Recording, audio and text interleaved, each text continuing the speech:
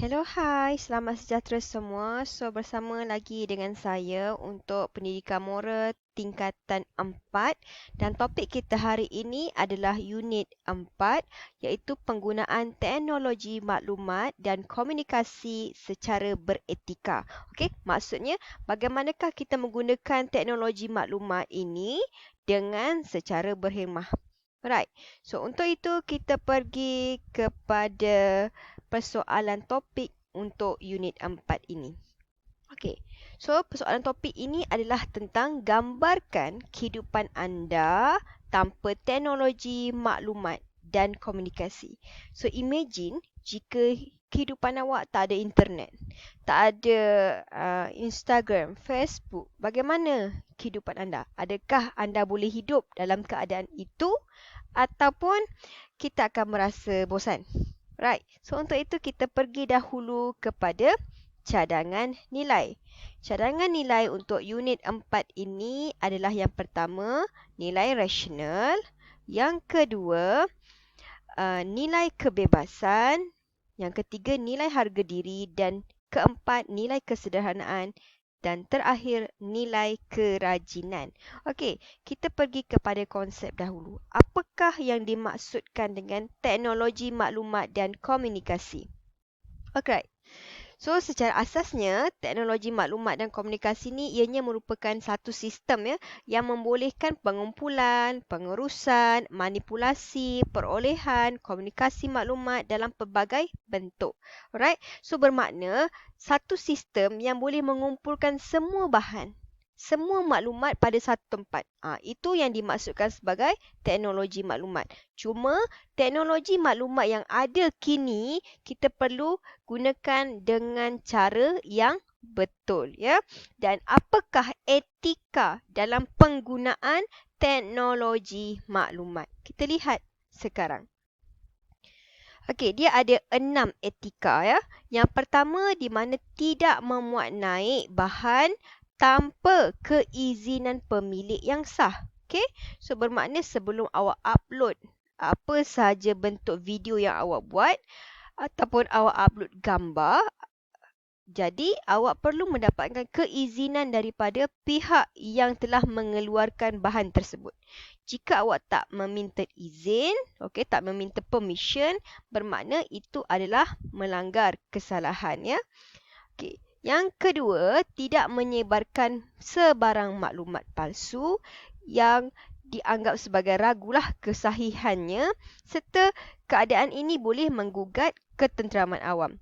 Jadi contohnya awak dapat maklumat tapi awak tak tahu pun adakah maklumat itu betul atau tidak. Tapi masalahnya sekarang awak sebarkan maklumat tersebut.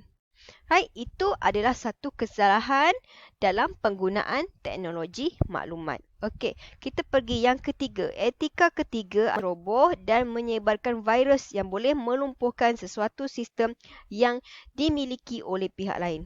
Okey, yang ini kita faham macam hacker lah.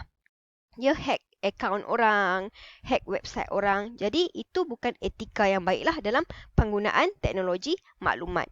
Okey, yang seterusnya, tidak mengeksploitasi maklumat dan data peribadi pihak lain. Okey, contohnya awak isi form, apa-apa form saja di laman website, maka kalau siapa yang create website tu salah gunakan data pelanggan, maka itu adalah tindakan yang tidak beretika. Okey, seterusnya, berintegriti dalam memberikan maklumat yang betul untuk sebarang penggunaan talian. Okey, maksudnya kita tahu apakah hak kita dalam penggunaan IT lah, ya. Dan yang terakhir adalah berkomunikasi secara berhemah dalam talian. Okey, contoh yang kita boleh senang nampak adalah ketika kita buka Facebook, kita sibuk nak komen orang punya status, kita kadang-kadang tidak menjaga batasan pergaulan lah. Maksudnya batasan ketika menulis komen tu, ya. Kadang-kadang kita menggunakan bahasa yang kasar. Jadi, tindakan itu adalah satu tindakan yang tidak baik dan juga tidak beretika. Okey, kita pergi yang seterusnya adalah kepentingan penggunaan teknologi maklumat dan komunikasi secara beretika. Kenapa kita gunakan teknologi ini secara betul? Okey, yang pertama ianya meningkatkan kualiti pendidikan. Kita faham, ya, dalam banyak-banyak bahan akan dapat Senang ya, akan dapat senang dan mudah dieksplor oleh pelajar serta guru adalah melalui internet. So, dengan adanya IT ini, ianya boleh mengubah cara pengajaran dan juga pembelajaran lebih berinovasi. Maksudnya lebih advance lah ya. Dan menjimatkan masa juga wang serta mampu menarik minat murid. Okey, kita faham generasi awak sekarang ini, generasi Z ni dia lebih tertarik dengan IT. Dia lebih tertarik dengan benda-benda yang menarik. Jadi penggunaan IT adalah wajar digunakan dalam pendidikan. Okey, seterusnya mempelbagaikan perkhidmatan dalam talian, di mana perkhidmatan yang di dalam talian ini dilihat lebih mesra pengguna ya. Kemudiannya pengguna tidak perlu bersesak-sesak di kaunter dan terdapat pelbagai transaksi dalam talian. Ya, di mana awak tak perlulah berjumpa directly dengan officer yang dekat bank. Contoh. Sebab apa? Sebab segalanya ada di jari awak. Boleh menggunakan secara hands-on saja. Klik, klik, klik, klik, hantar, send. Masuk duit dan sebagainya. Okey, itulah perkhidmatan dalam talian. Okey, yang seterusnya, meningkatkan hubungan sosial di mana ianya memudahkan komunikasi secara maya. Okey, macam saya dengan awak ni lah, komunikasi secara maya dengan sesiapa sahaja di seluruh dunia. Okey, selain daripada itu, ianya boleh mengeratkan hubungan. Walaupun kita tak jumpa face to face, tapi melalui rakaman macam ni, ya, melalui video call dan sebagainya, ianya mampu mengeratkan hubungan. Dan yang terakhir, mewujudkan jaringan berasaskan bidang. Ya. Contoh, awak pakar dalam bidang ekonomi, kita saling berkomunikasi tentang aspek tersebutlah. Okay? Dan kita pergi kepada yang seterusnya adalah menjana ekonomi. Kerana apa? Kerana bila kita faham IT ini adalah penggunaan yang paling latest di dunia, maka ianya memberikan peluang perniagaan dan juga perkhidmatan. Semua orang akan membeli barang atas talian. Contoh, platformnya adalah Shopee, Lazada dan sebagainya lah ya. Dan barangan atau perkhidmatan boleh dipromosikan dengan meluas tanpa ada apa-apa bayaran sekalipun. Contoh, awak nak jual baju, okay, blouse. Awak update saja di Instagram, update saja di Facebook tanpa bayaran. So, orang akan scroll, orang akan tengoklah. Oh, ini jualan dia. So, buat bayaran secara atas talian juga. Dan penjualan dan pembelian boleh dibuat dalam talian. Okey, yang ini yang saya beri contoh tadi. Okey. So, kepentingan yang seterusnya adalah perkongsian maklumat di mana pelbagai maklumat boleh diperolehi dengan mudah. So, kerja penyelidikan dan pembelajaran dapat dibuat dengan lebih sistematik dan maklumat terkini dalam pelbagai bidang dapat disebarkan secara meluas lah ya. Dan bahan yang kita perolehi daripada internet tu bukan saja boleh dilihat oleh kita tapi di seluruh dunia. Sebab itulah perkongsian maklumat ini sangat penting melalui penggunaan IT ni ya. Dan yang terakhir sekali, kepentingan kita menjaga etika dalam penggunaan teknologi maklumat ini. Yang pertama, ianya menjimatkan kos dan juga masa. Kenapa? Kerana dari segi kos telefon, kos pengangkutan juga dapat dijimatkan ya. Contoh, awak nak telefon orang, pegawai mana-mana, ianya melibatkan wang. Okay? Awak kena top up pula. Right? So, kalau kita guna atas talian, kita just isi form biasa dan kita tunggu saja feedback, maka ianya lebih menjimatkan kos tersebutlah. Dan yang kedua, ianya melibatkan perbincangan atau mesyuarat yang diadakan secara telesidang. Maksudnya secara online lah. Ya. Dan yang terakhir adalah penggunaan sumber tenaga manusia juga dapat diminimumkan. Contoh macam kita sekarang ni dalam situasi COVID-19, di mana hanya yang berada di sekolah, guru-guru ni sikit daripada 100% sepatutnya hadir, hanya lebih kurang 30% saja yang akan hadir ke sekolah. So yang lain, guru-guru lain akan membuat PDPC melalui talian, atas talian lah, online macam kita ni sekarang. Okey. So kita pergi apakah contoh penggunaan teknologi maklumat dan komunikasi secara beretika. Okay, contohnya adalah yang pertama melalui penggunaan akaun email. Ya, di mana kita perlu merahsiakan nama pengguna dan kata laluan daripada pengetahuan orang lain. So, tak payahlah tiba-tiba awak buat dekat Facebook punya status. Oh, ini email saya, ini password saya. So, itu adalah benda yang tidak beretika. Okey, seterusnya tidak memalsukan maklumat diri dalam pendaftaran email. Okey, yang ini selalu berlaku lah. Diminta kita punya Contoh, tarikh lahir. Okey, awak pergi ubah tarikh lahir orang lain. So, itu adalah palsulah, tindakan yang tidak betul dan menggunakan email dengan bijak dan juga berhati-hati. Kenapa kena hati-hati? Kita kena faham segala email yang awak create, awak buat, ianya akan melibatkan seluruh dunia. So, akan ada scam email daripada pihak luar yang boleh dibuat dengan cara yang benda yang buruk lah untuk perkara-perkara yang buruk. So sebab itulah kita kena berhati-hati dalam penggunaan internet ini. Okey, seterusnya contoh ini kita dapat lihat melalui penggunaan pengiklanan di mana pengiklanan barangan dan juga perkhidmatan yang tidak menyalahi undang-undang dan juga norma masyarakat. Contoh, awak nak iklan apa saja barang boleh, blouse, baju, okey, apa-apa saja produk kesihatan boleh. Tapi janganlah beriklankan benda yang salah. Contoh apa?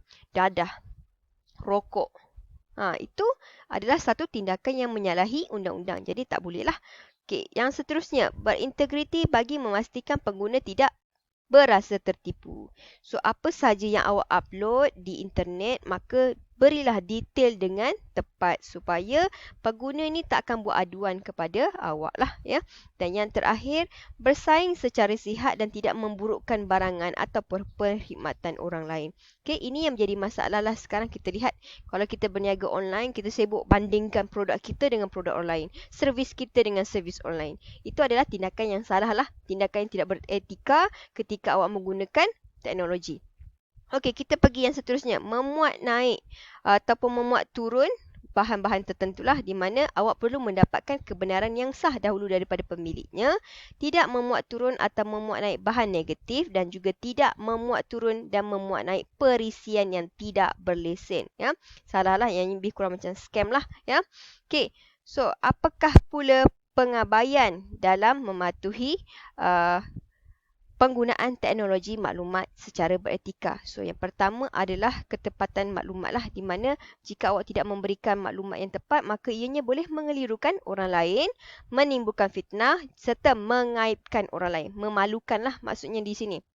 Isu keselamatan di mana melibatkan risiko data peribadi telah digodam, kemudian terdedah kepada buli cyber, yang ini selalu macam artis lah yang kena, ya, dan ancaman keselamatan diri, keluarga dan juga harta benda, serta sebagai virus, di mana virus-virus yang dicipta ini ianya akan menyebabkan sistem komputer kita rosak lah, ya, dan mengganggu penggunaan harian dalam teknologi maklumat dan komunikasi serta melumpuhkan operasi sesebuah organisasi. Sebab tu kadang-kadang kita nak akses apa-apa saja website, kita tengok tak boleh buka, error 404. So bermakna kadang-kadang website tersebut telah diserang oleh virus ataupun telah digodam lah oleh scammer. Okey, so yang terakhir adalah terdedah dalam bahan-bahan negatif, di mana bila kita tahu bahan negatif ini ianya boleh mempengaruhi pemikiran murid yang ke arah tidak baik, seterusnya mendorong perlakuan yang tidak diingini serta meningkatkan gejala sosial. Okey, dan paling terakhir adalah ketagihan penggunaan, di mana bila kita terlalu lama menggunakan internet, maka ianya melibatkan pembaziran masa. Ya, kemudiannya mengganggu tugas harian serta menjejaskan masa kualiti bersama-sama dengan keluarga. Okey, so apa yang patut kita buat adalah kita kena faham di mana kita perlu menjalankan tanggungjawab kita. Ya, so penilaian terhadap maklumat ini perlu diperolehi dengan cara bersifat rasional dalam setiap tindakan. Okey, kita ambil perkara-perkara yang betul. Kemudiannya kita faham kebebasan yang diperolehi dalam penggunaan IT ini ada limitation, ada batasan dan juga etika yang kita patut patuhi. Okey, seterusnya penggunaan kemudahan teknologi maklumat secara sederhana ini dapat mengelakkan individu terasinglah daripada kalangan masyarakat serta menjauhkan diri daripada sebaran jenayah cyber ketika menggunakan teknologi maklumat, dan juga kita sendiri akan berasa gembira dan juga bangga jika kita menggunakan bahan ini ataupun IT ini secara beretika. So, setakat itu sahajalah kesimpulan yang saya boleh simpulkan untuk unit 4 ini. Macam biasa, sila klik link latihan di bawah dan lengkapkan. Okay, so please stay safe, stay at home, jaga diri baik-baik. Bye.